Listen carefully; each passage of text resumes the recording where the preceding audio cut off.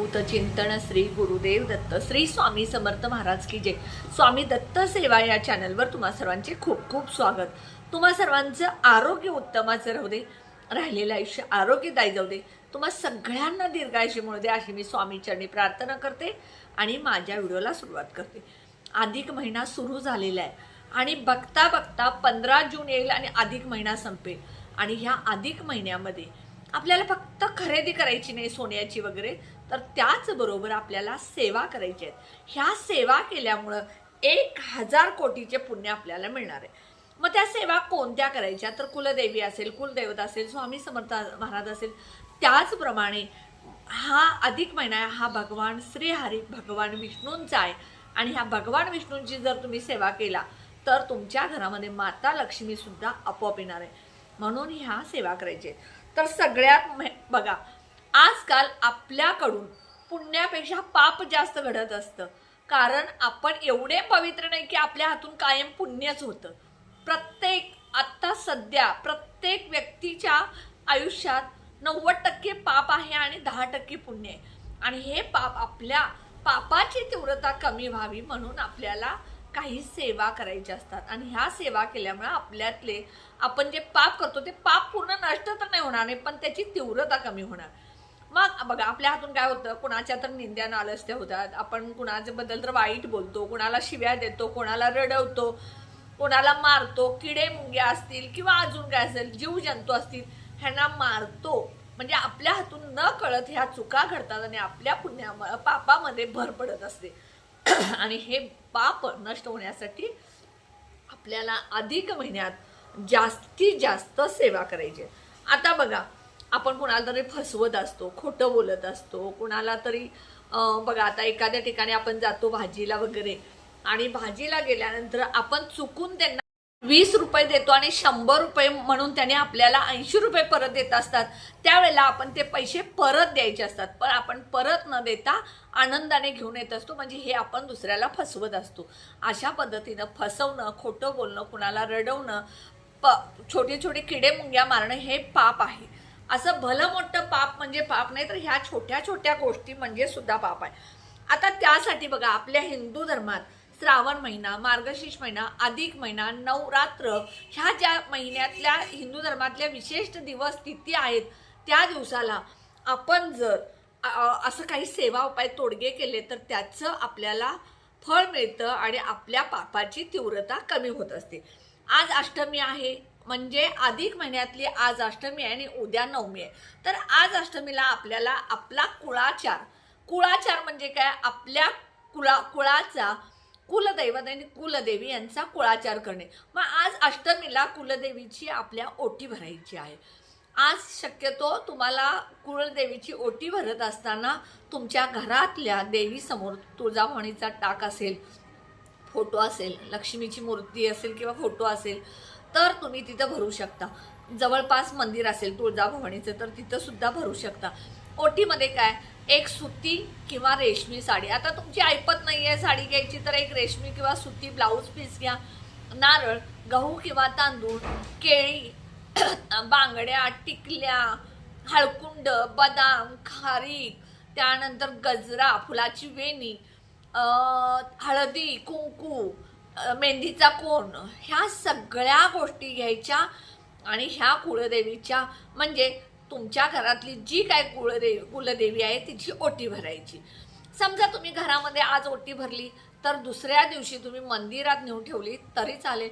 समजा तुमच्या इथे जवळपास मंदिरच नसेल तर हीच ओटी तुम्ही आहे तशी ठेवा, फक्त त्यातले गहू जे काही किडणारे खोबरा असेल, गहू असेल, केळी असेल हे काढून तुम्ही वापरात घ्या आणि जी साडी वगैरे ब्लाऊज पीस आहे, बांगड्या आहेत, नेलपेंट आहे, टिकल्या आहेत, हळदी कुंकू, हे मूळ स्थानी जेव्हा जाल तेव्हा तिथं तुम्ही घेऊन जाऊ शकता।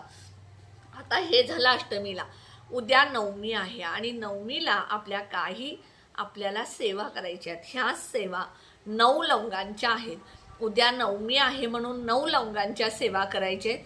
कशा करायच्या, तर सगळ्यात पहिल्यांदा उद्या कांदा लसूण शक्य असेल तर वर्ज्य करा। अधिक महिना, श्रावण महिना, मार्गशीर्ष महिना, नवरात्र यामध्ये मांसाहार टाळायचं, मांसाहार अजिबात करायचं नाही।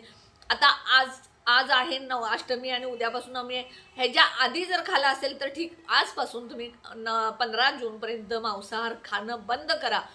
मांसाहार खाताना तुम्हाला त्याची चव, आनंद खूप असतो, पण ते तुम्ही विशिष्ट तिथीला, दिवसाला जर नाही पाळला तर तुमच्या शरीरामध्ये नकारात्मकता येते, तुमच्या घरामध्ये नकारात्मकता येते, त्याचे दोष सुद्धा तुम्हाला लागतात आणि त्या दोषाचे परिणाम आपल्या घरामध्ये दारिद्र्य येण्यासाठी असते. म्हणून मांसाहार विशिष्ट तिथी, सण वार जे काय त्याला टाळायचं असतं. आता 15 जूनपर्यंत शक्यतो मांसाहार ज्यांनी खाल्लं असेल त्यांनी आजपासून बंद करा, खरंच माझी कळकळीची विनंती आहे. आता बघा काय करायचं, तुमच्या घरामध्ये अन्नपूर्णा मातेचे टाक असेल, मूर्ती असेल, लक्ष्मीची मूर्ती असेल, कुलदेवीची मूर्ती असेल किंवा लक्ष्मीची मूर्ती असेल, ह्या श्रीयंत्र ह्यापैकी कोणत्याही ह्याच्यावरती तुम्ही कुंकुमार्जन करायचंय. सगळ्यात पहिल्यांदा तुम्ही माता लक्ष्मीच्या मूर्तीवरती करणार असेल तर तामणमध्ये घ्यायची. सकाळी आपली देवपूजा झाली असते, दिवसभरात कधीही तुम्ही कुंकुमार्जन करू शकता.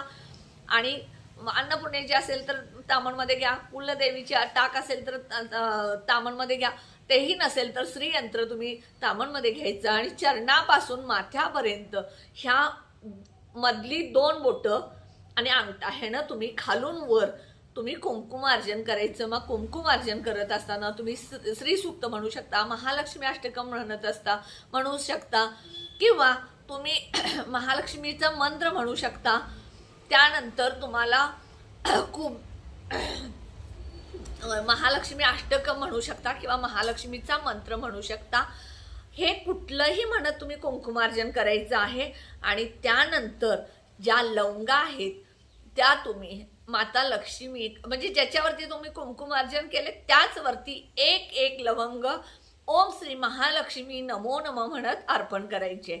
अशा पद्धतीनं उद्या तुम्हाला नवमीला 9 लवंगांचा हा उपाय करायचे. यामुळे तुमच्या घरातली दरिद्रता, दुःख, संकट, आर्थिक अडचणी असतील, दोष लागलेले असतील, कुलदेवीचा कुलाचार जो तुमच्या हातून चुकला असेल तर तो पूर्ण होईल. माता लक्ष्मीचा आशीर्वाद तुम्हाला मिळेल आणि तुमच्या घरात जे काही पैशाची अडचणी आहेत त्या दूर होतील.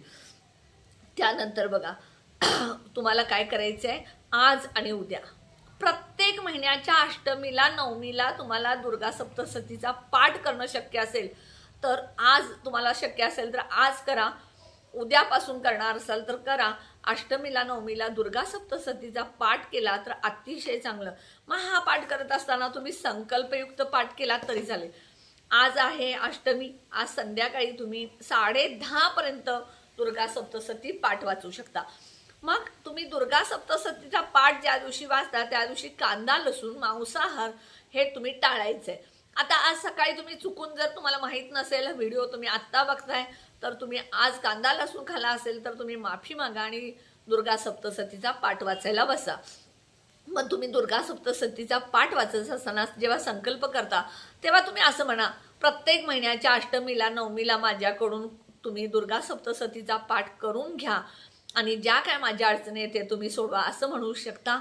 आणि त्यानंतर तुम्ही दुर्गा सप्तशतीचा पाठ वाचायला सुरू करता. आता प्रत्येकाला दुर्गा सप्तशतीचा पाठ वाचणं शक्य नसेल तर सिद्धकुंजिका स्तोत्र वाचायचं. सिद्धकुंजिका स्तोत्र जर तुम्ही वाचला तर संपूर्ण दुर्गा सप्तशतीचा पाठ केल्याचं पुण्य मिळतं. पण म्हणून काय तुम्ही सारखं दुर्गा सप्तशतीचा पाठ वाचायच्या ऐवजी सिद्धकुंजिका स्तोत्र वाचाल काय? नाही. अशक्य असेल तेव्हाच सिद्धकुंजिका स्तोत्र वाचायचं, नाहीतर जेव्हा जेव्हा तुम्हाला शक्य होईल. बरेच जण तर बघा मंगळवारी, शुक्रवारी, पौर्णिमा, अमावस्या दुर्गा सप्तशतीचे पाठ करत असतात. माझ्याकडून पण बऱ्याचदा दुर्गा सप्तशतीचा पाठ देवीनं करून घेतलेला आहे. आपण करणारे कोणी नाही, करून घेणारे देव असतात. कुठलीही गोष्ट आपल्या मनात खूप इच्छा असेल तर ती आपल्याला मिळेल असं नाही, तर ती देवाकडून मिळत असते. समजा तुम्हाला कुलदेवीला तुळजापूरला जायचंय, तुमची फार इच्छा आहे पण तिचं बोलवणं आल्याशिवाय तुम्हाला तिथं जाता येणार नाही. शेगावला जायचंय, त्यांचं बोलवणं आल्याशिवाय तुम्ही जाऊ शकत नाही. पंढरपूरला जायचंय, तिथं बोलवणं आल्याशिवाय तुम्ही जाऊ शकत नाही. म्हणजे ज्या ज्या देवाला तुम्ही जाणार आहे त्या त्या देवाचं बोलवणं आल्याशिवाय तुम्हाला तिथं दर्शन मिळत नाही. हा माझा स्वतःचा अनुभव आहे म्हणून सांगते. मनात इच्छाशक्ती जर तुम्ही ठेवली तर एक ना एक दिवस तुम्हाला बोलवणं येईल, दर्शन मिळेल. हे छोटे छोटे जे उपाय आहेत हे नक्की करत जा. त्यामुळं तुमच्या पापाची तीव्रता कमी होईल, तुमच्या घरातल्या आर्थिक अडचणी दूर होतील आणि ह्या सगळ्याचा फायदा तुमच्या कुटुंबाला होईल. कुटुंबाला तुमच्या संरक्षण कवच मिळेल, तुमच्या कुटुंबाचं संरक्षण होईल आणि तुमचं कुटुंब सुखी, समाधानी आणि आरोग्यदायी, सकारात्मक होईल. त्यामुळं नक्की करा. व्हिडिओ कसा वाटला तुम्ही कमेंट बॉक्समध्ये सांगा. श्री स्वामी समर्थ सुद्धा कमेंट बॉक्समध्ये लिहायला विसरू नका. व्हिडिओला जास्तीत जास्त शेअर करा, लाईक करा, ऑल बटनला क्लिक करा. त्यामुळे माझे छोटे छोटे उपाय सेवा तोडगे करतील. आणि जे कोणी माझा व्हिडिओ नवीन बघत असेल त्यांनी प्लीज माझ्या व्हिडिओला सबस्क्राईब करायला विसरू नका. नवीन नवीन सेवा उपाय तोडगे किंवा त्याच जर मी उपाय सेवा तोडगे सांगत असेल तर ते कुणीतरी नवीन सबस्क्रायबर असेल व्हिडिओ बघणारे तर त्यांच्यासाठी असतात. त्यामुळे समजून घेत जा. व्हिडिओला नक्की सबस्क्राईब करायला विसरू नका, कारण एका सबस्क्राईबमुळं व्हिडिओ बनवणाऱ्याला खूप सपोर्ट मिळत असतो. मी बऱ्याच व्हिडिओमध्ये सांगितलेलं आहे. माझे व्हिडिओ असू देत, इतर सेवेकऱ्यांचे सेवा सांगणाऱ्यांचे व्हिडिओ असू देत, कॉमेडी व्हिडिओ असू देत, शॉर्ट असू देत, डेली व्लॉगचे असू द्यात, आरोग्यविषयक असू द्यात, त्यानंतर पाकशास्त्राचे कुणाचे व्हिडिओ असतील तुमच्या समोर आलं तर एक सबस्क्राईब मात्र प्लीज करत जा. श्री स्वामी समर्थ.